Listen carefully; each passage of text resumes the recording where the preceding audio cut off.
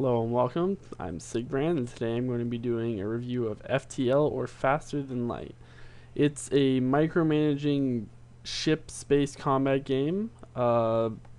It's entirely randomly generated. You'll take a ship like the one you see here. This is the first ship you get. You get a couple more as you unlock the rest of the game, but this is the ship you start out with. Each ship has different achievements which can help you unlock the type B of the ship. You can hit the hide rune button if you really want to see the rest of the ship without the runes, but I've never really even used it in that view. Crew members have different abilities based on the race. You can get different weapons. You can buy them throughout the game, or your different ships start with different kinds of weapons. There's 3 types. Missiles, which go straight through shields. Lasers, which hit shields normally. And beam weapons, which usually don't do anything if there are shields. Only a few of them can, but I won't get into that. Basically, you have your ship here. Your crew members can be moved around. You have a ton of different systems, and you can manage your power between them. I'll go ahead and show you here.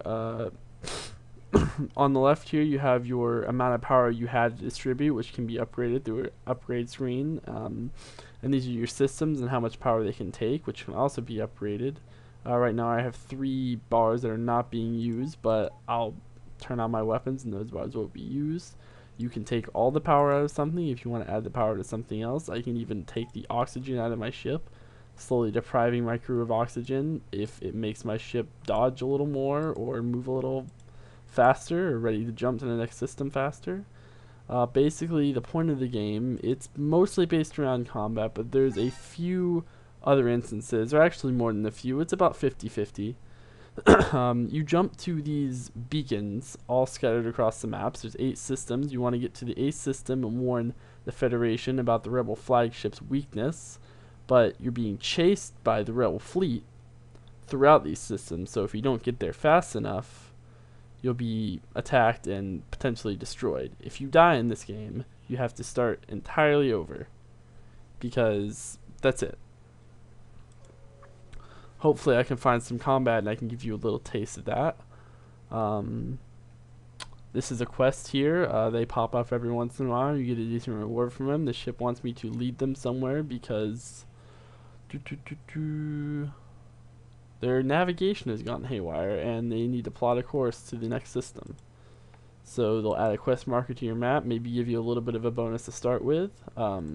You can use the scrap as they gave me. It's basically currency, and it can be used to upgrade or buy things from shops. You can upgrade any system you have, or these small subsystems. You can add more power to your reactor, which allows you to have more bars to add to the rest of your systems. Also in the screen, you can look at your crew and their various abilities. They gain more skill based on what place in the ship they're in. Say I put Dangler here in the shields. His shield skill will get better and better, and my shields will recharge faster whenever he's in the shields room on that computer.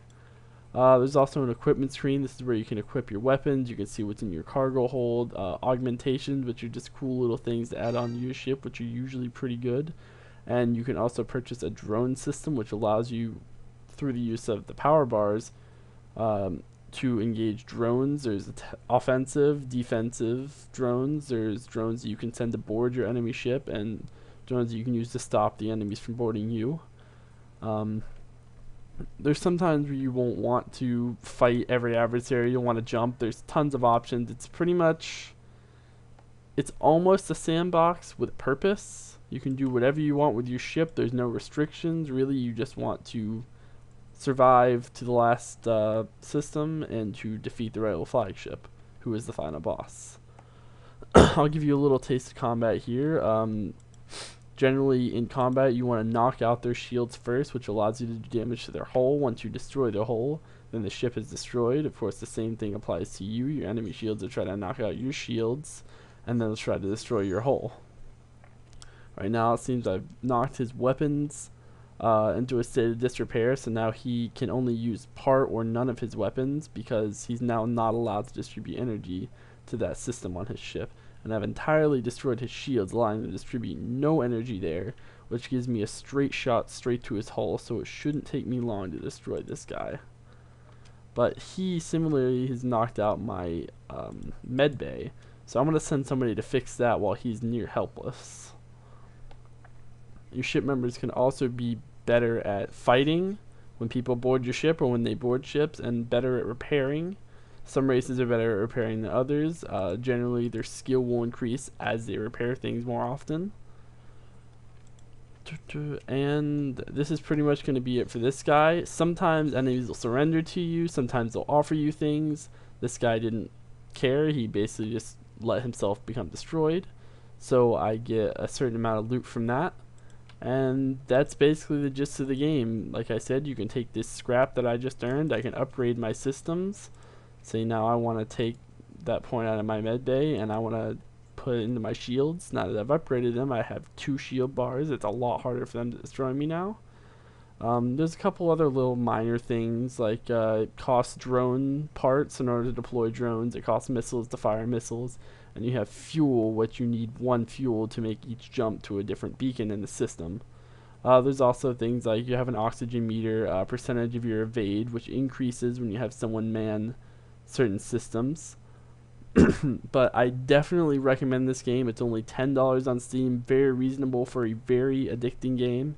Many people thought it was great. They wanted to recommend it as the game of the year for 2012. I will put it at least in the top 10 of 2012, probably the top 5.